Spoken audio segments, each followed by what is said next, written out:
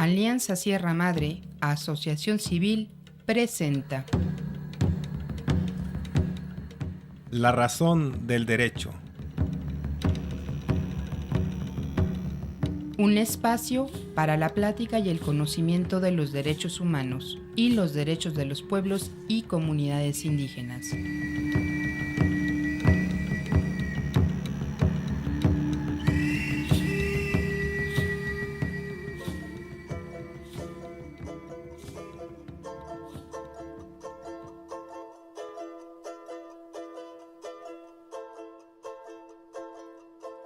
Gracias a la vida que me ha dado tanto. Buen día a ustedes que siguen de cerca estas pláticas sobre los derechos humanos de los pueblos indígenas. Rápidamente les decimos lo que se habló en el programa anterior. Buenos días. Anaílda Ramírez y Ricardo Robles nos comentaron sobre el derecho que tienen las personas indígenas a ser tomados en cuenta en todo lo que se haga en sus pueblos. A esto se le conoce como el derecho al consentimiento libre, previo e informado. También conocido como consulta a pueblos indígenas. Anaílda nos habló de lo que dicen las leyes nacionales e internacionales sobre el derecho a esta llamada consulta. Leyes internacionales como el Convenio 169 de la Organización Internacional del Trabajo, OIT.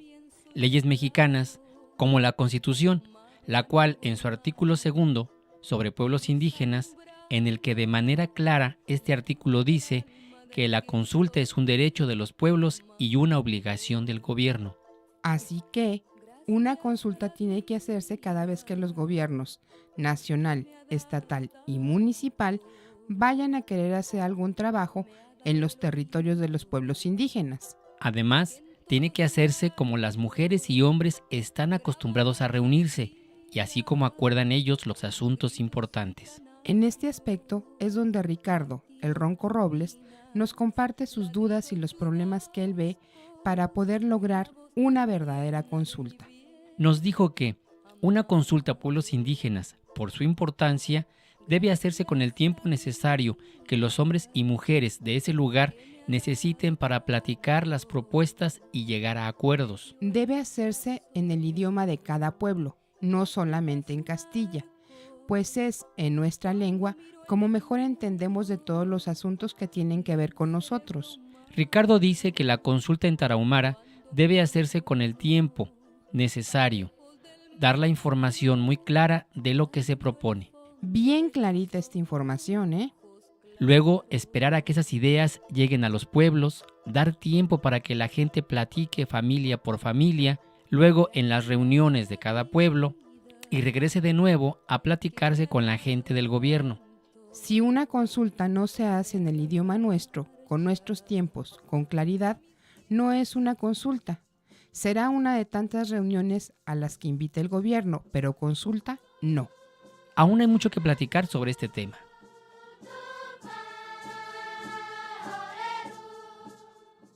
Como les avisamos en el programa pasado, el tema de hoy es la Corte Interamericana de Derechos Humanos. Ustedes se preguntarán, ¿y qué tiene que ver esta corte con los derechos de los pueblos indígenas?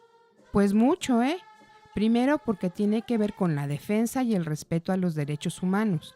Y segundo, porque también trata asuntos de violaciones o de falta de respeto a los derechos de los pueblos indígenas. Para platicarnos sobre esta corte y su importancia, tenemos de invitados a la abogada Fernanda Benzón, quien tiene experiencia en esto de las leyes internacionales y los derechos de los pueblos indígenas. También nos acompañan Guadalupe Montoya y Felipe Ruiz. Ellos son parte del equipo de la Comisión de Solidaridad y Defensa de los Derechos Humanos, Asociación Civil, mejor conocida como COSIDAC. Pues comencemos por preguntarle a Fernanda, ¿qué es y qué hace la Corte Interamericana de Derechos Humanos? La Corte es parte del Sistema Interamericano de Derechos Humanos, que está formado por dos instituciones. La Comisión Interamericana de Derechos Humanos, con sede en Washington, en Estados Unidos, y la Corte, con sede en San José de Costa Rica. La Comisión tiene entre sus funciones investigar violaciones de derechos humanos cometidas por los países de las Américas. Luego, busca que esos países tomen medidas para que se terminen las violaciones y restablezcan los derechos. La comisión no tiene funciones de tribunal, apenas hace recomendaciones a los países. Estas recomendaciones no son obligatorias. Sin embargo, si la comisión publica sus recomendaciones, todos van a saber que un tal país está violando los derechos humanos. Por eso, los países deben de tener interés en solucionar el caso cuando reciben recomendaciones de la comisión. En cambio, la Corte Interamericana de Derechos Humanos es un tribunal con jueces que examinan los casos de violaciones de los derechos humanos cometidas por los países de las Américas. La Corte decide sobre los casos por medio de sentencias en las cuales puede incluso determinar que el gobierno pague una compensación a las víctimas para reparar los daños causados. Las decisiones de la Corte son obligatorias para los países que firmaron un tratado que se llama Convención Americana y que además de eso firmaron otro documento en donde dicen que aceptan que la Corte Interamericana decida casos contra ellos. México es uno de los países que acepta que la Corte decida casos en los cuales es demandado. Si alguien hace una denuncia contra un país que no acepta que la Corte decida en contra de él, este caso solamente podrá ser examinado por la comisión.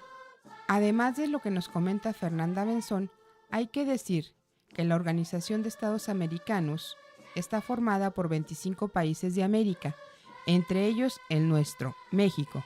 La finalidad de la reunión es para cuidar que los derechos humanos sean respetados. Para esto, como dijo Fernanda, los países formaron 2 oficinas para estar pendientes que estos derechos se respeten. Una de estas oficinas es llamada Comisión Interamericana de Derechos Humanos y ya tiene, fíjense ustedes, 49 años trabajando. La segunda oficina es la Corte Interamericana y comenzó a funcionar en 1979, hace 30 años.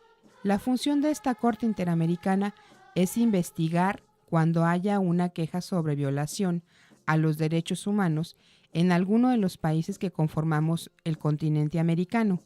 Sigamos escuchando a Fernanda, pues le preguntamos, ¿cómo puede recurrirse a la Corte?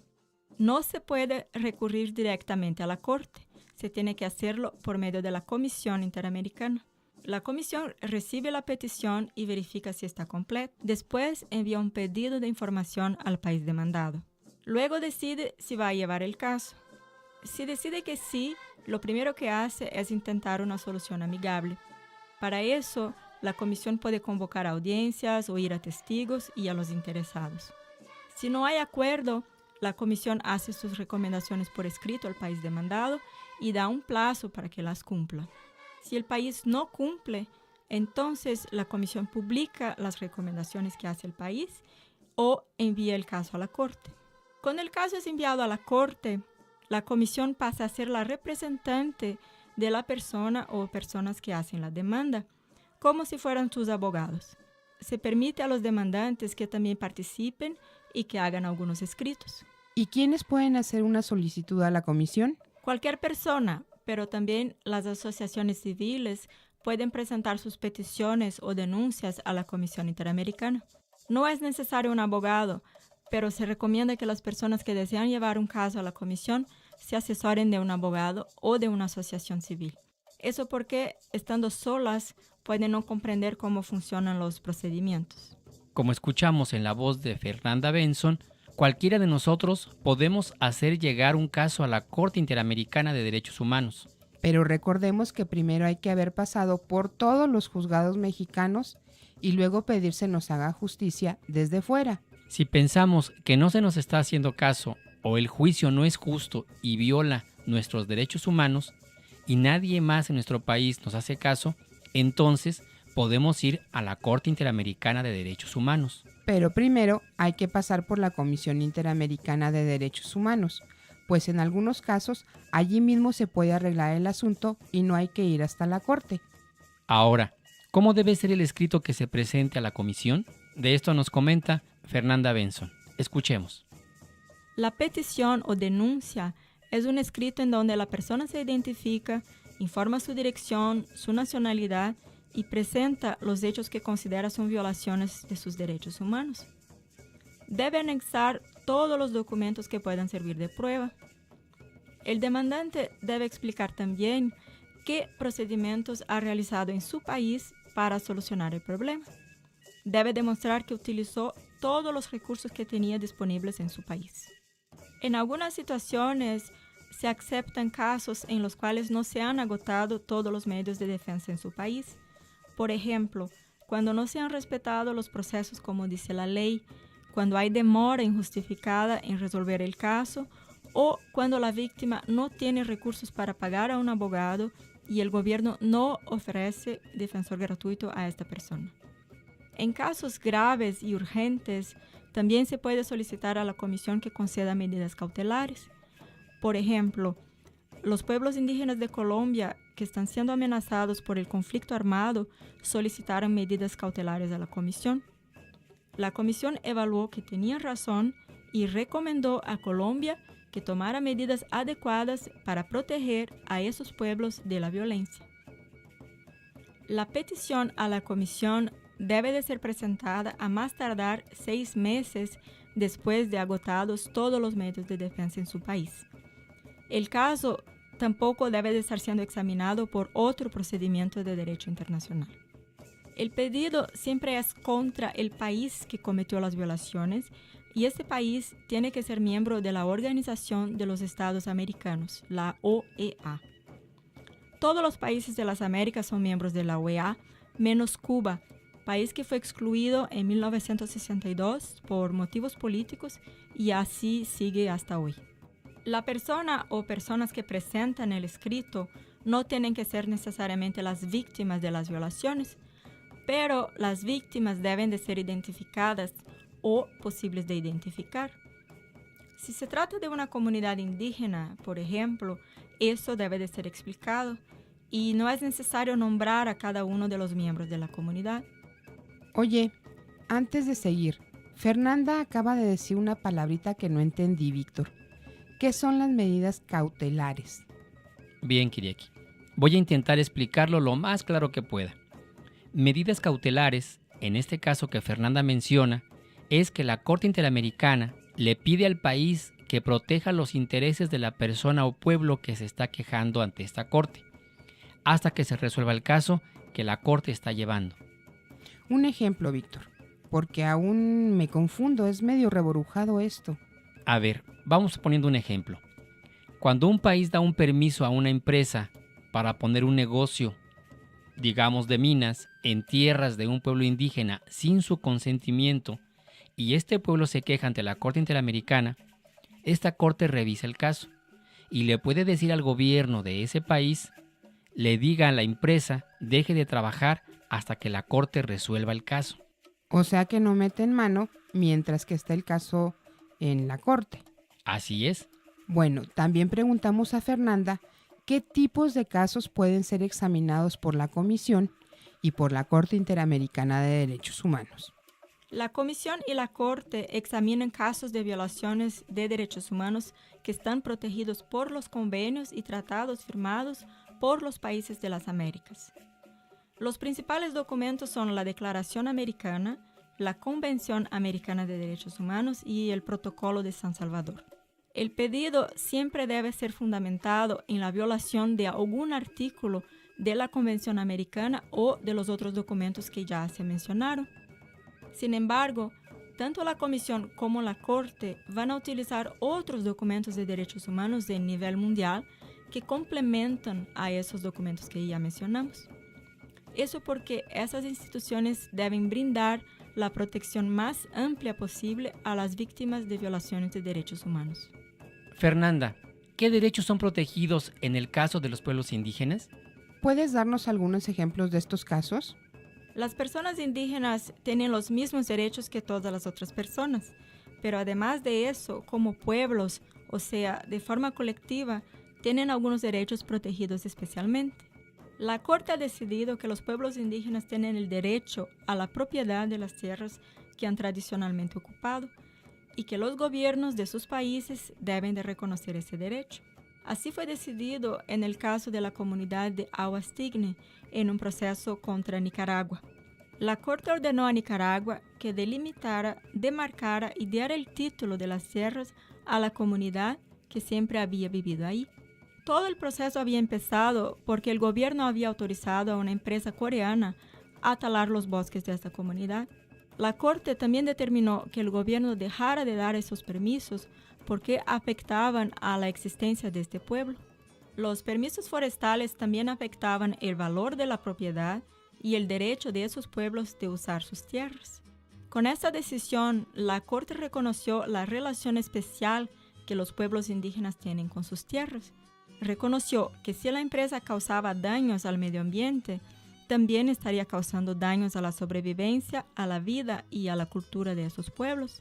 Entonces, en el caso de los pueblos indígenas, el derecho a un medio ambiente saludable y a la vida siempre van juntos.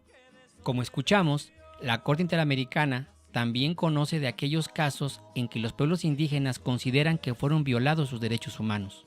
Como en el caso del pueblo Mayagna, que vive en un lugar conocido como Aguas Tingni, en el país nombrado Nicaragua. Como lo dijo la abogada Fernanda, en este pueblo, el gobierno de Nicaragua le dio permiso a una empresa forestal extranjera de cortar sus árboles de la gente Mayagna en el año de 1995. Al pueblo Mayagna nadie le avisó, nadie le preguntó si quería tumbar su bosque, y entonces, cuando se dieron cuenta que la empresa ya estaba ahí, el pueblo se quejó, y como en su país no le hicieron caso, entonces se fueron hasta la Corte Interamericana de Derechos Humanos. Después de revisar el problema, la Corte le dio la razón a la gente Mayagna en febrero del año de 2001, 6 años después de que empezaron a tirar su bosque allá en Aguas Tingni. Y resolvió, primero, acuerda que el gobierno de Nicaragua no respetó los derechos del pueblo indígena Mayagna al otorgar un permiso para cortar el bosque sin pedir la autorización o el permiso o hacer consulta de la gente Mayagna. Segundo acuerdo de la Corte, que el gobierno de Nicaragua deberá buscar las formas legales para darles los títulos de propiedad del territorio de Aguas Tingni al pueblo indígena Mayagna. Y el tercer punto es que el mismo gobierno de Nicaragua deberá hacer obras en beneficio de la gente Mayagna por un valor de $50,000. ¿Qué ha pasado después de esto? Dejemos que Fernanda nos comente. Desde el caso de Aguas Tingni vinieron muchos otros que fueron decididos en el mismo sentido. Luego, la Comisión y la Corte han desarrollado un poco más lo que son los derechos de consulta y participación. Por ejemplo, la comunidad maya demandó a Belice porque el gobierno de ese país había autorizado la tala y la explotación de petróleo en sus tierras. La comisión entendió que las autorizaciones no eran válidas. Eso porque las comunidades tendrían de haber sido informadas sobre los proyectos y dado su consentimiento. Tanto la comisión como la Corte han decidido muchos casos en que se solicitaba el derecho al consentimiento. Sin embargo, la Corte nunca había dicho expresamente que si los pueblos indígenas negaban el consentimiento, el proyecto no podía ser realizado. Este punto quedó aclarado más recientemente cuando la Corte decidió el caso del pueblo Saramacca contra Surinam. El gobierno de este país había autorizado la tala de bosques y actividades mineras en las tierras de esos pueblos. La Corte decidió que para autorizar cualquier proyecto en tierras indígenas, el gobierno tiene que primero informar a la comunidad sobre el proyecto de forma que puedan entenderlo. También decidió que debería ser un proceso que respetara las tradiciones de las comunidades, como ya había decidido en otros casos. Pero lo que es interesante en el caso del pueblo Saramacca es que la Corte entendió que si la comunidad no quiere el proyecto, este no puede ser llevado a cabo. Todos los derechos que mencionamos aquí y que fueron reconocidos por la Comisión y por la Corte deberían también ser reconocidos en cada uno de los países. Para que esto ocurra, es necesario que los pueblos indígenas conozcan sus derechos y demanden que estos sean respetados. Como acabamos de escuchar, sí hay quien pueda ayudar a los pueblos indígenas en caso de que haya violación a los derechos humanos. Son varios los casos de pueblos indígenas en América que están presentando sus quejas, que no se dejan que abusen de ellas y ellos. Nomás hay que buscar quien pueda ayudar a recorrer este difícil camino de las leyes y no dejar que la tristeza nos gane. Hay que seguir adelante por complicado que parezca. En Chihuahua hay grupos de gente trabajando para que se respeten los derechos humanos y los derechos humanos de los pueblos indígenas. Uno de estos grupos son los compañeros y compañeras de la Comisión de Solidaridad y Defensa de los Derechos Humanos AC, mejor conocida como COSIDAC. Vamos a escuchar a Felipe Ruiz, quien es el coordinador, y a Guadalupe Montoya, que es la abogada de COSIDAC, quienes platican también sobre qué es esto de la Corte Interamericana de Derechos Humanos. La Corte Interamericana de Derechos Humanos como la última instancia a nivel de los estados americanos, de la Organización de Estados Americanos, que es la encargada de proteger y promover los derechos humanos en el continente. La Corte es la última instancia en América para decidir, para litigar, para arreglar los problemas que ni a nivel nacional ni a nivel internacional se han podido arreglar y solucionar. Y antes de acudir a la Corte, es importante acudir primero ante la Comisión Interamericana de Derechos Humanos. Este también es un órgano integrado a los estados americanos. Esta se encarga de promover y proteger los derechos humanos en el continente. Y el funcionamiento de la comisión sesiona por 3 periodos al año, y si hay algún tema se reúnen otra vez de manera extraordinaria. Para esto hay una Secretaría Ejecutiva funcionando de manera permanente y está integrado por el Secretario Ejecutivo y un grupo numeroso de abogadas y abogados. ¿Cuáles serían las diferencias entre una y otra? Cuando ya no puedo arreglar un caso, una denuncia, una queja en mi país, en este caso en México, acudo a la Comisión Interamericana para que me ayude, y puedo acudir como persona o como institución, para que me ayude a resolver lo que no pude resolver en mi país.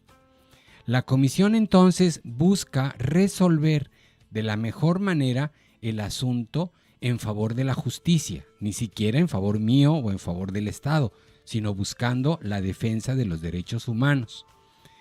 Cuando la comisión no resuelve esto, porque las partes, en este caso el gobierno o la persona que denuncia, no está de acuerdo o no queda satisfecha con la decisión tomada, se acude a la Corte, que es el último organismo, el último paso al que puedo acudir para buscar la solución del caso que estoy preguntando. Esta es la enorme diferencia. Las dos hacen lo mismo, pero uno es un paso previo y la otra es el último paso. Como escuchamos, ellos también nos platicaron qué es la Corte y la Comisión, para que nos quede más clarito.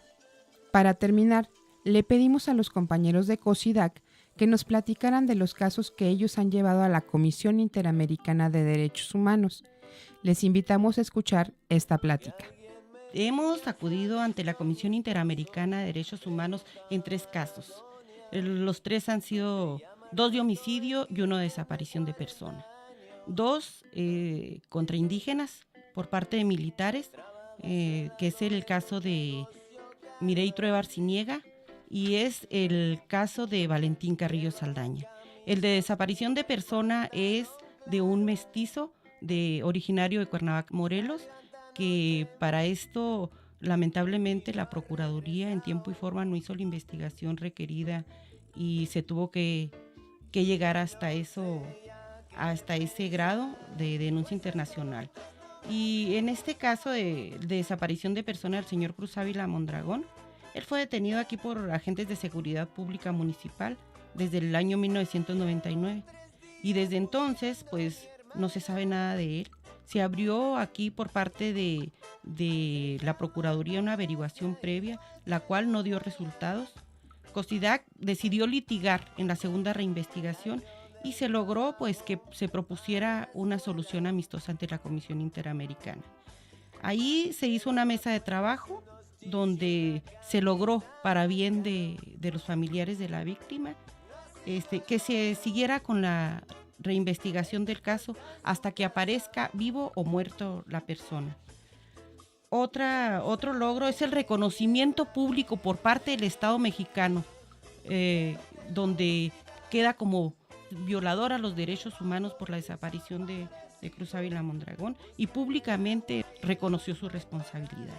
Aparte, se logró que se siga capacitando en materia de derechos humanos a personas tanto de la Procuraduría de Justicia del Estado de Chihuahua como a los agentes de seguridad pública municipal de todo el estado, no nada más de Chihuahua. Que se proporcionara becas educativas hasta que las hijas de la víctima terminen sus estudios, y también que se proporcione por toda la vida los servicios de seguridad social, ya sea el seguro social o el seguro popular. También que se realizara un pago económico a los familiares de la víctima. Aquí lo interesante es que el gobierno mexicano reconoce que actuó mal, y tan lo reconoce que públicamente en un periódico nacional y en un periódico estatal tiene que declarar que no que es culpable, sino que violentó los derechos humanos de una persona y que va a reparar el daño. No solamente a los familiares, sino va a tener necesidad de impulsar programas de capacitación y de apoyo para mucha más gente, logrando a través de un caso un beneficio mucho mayor para muchos habitantes de nuestro estado. Y es importante mencionar en qué tiempo podemos comparecer y cuándo ante la Comisión Interamericana. Bueno, es importante saber que el Estado está obligado a velar por que se cumpla el Estado de Derecho. Y cuando se violenta principalmente el derecho a la vida, entre muchos más, es una omisión por parte del Estado o por un agente o algún funcionario. Y aquí cabe mencionar que es importante saber que los funcionarios públicos están obligados a cumplir y velar porque se cumple el Estado de Derecho. Y aquí es importante ver que las omisiones por parte de agentes o funcionarios, ya sea ejecutivos, del orden ejecutivo, legislativo, judicial, están obligados a velar por proteger a la persona.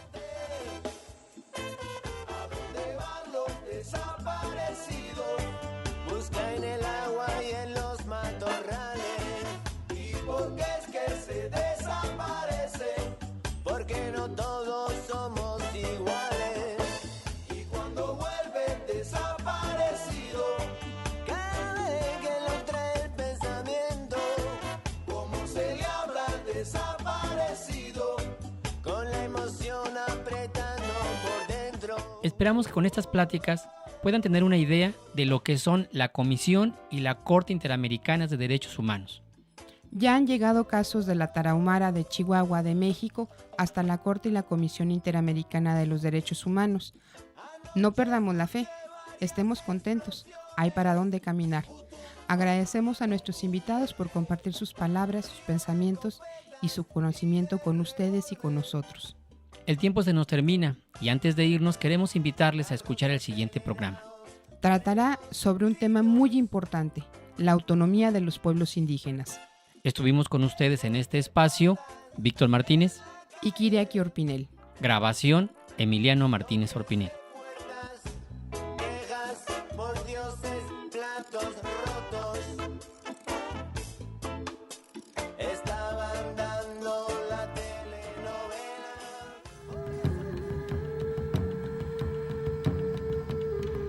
Por el reconocimiento y respeto a los derechos de los otros todos que nosotros somos. Octavio Paz. Esta es una producción de Alianza Sierra Madre, Asociación Civil, y la participación de la Fundación Barra Internacional de Abogados, International Bar Association Foundation.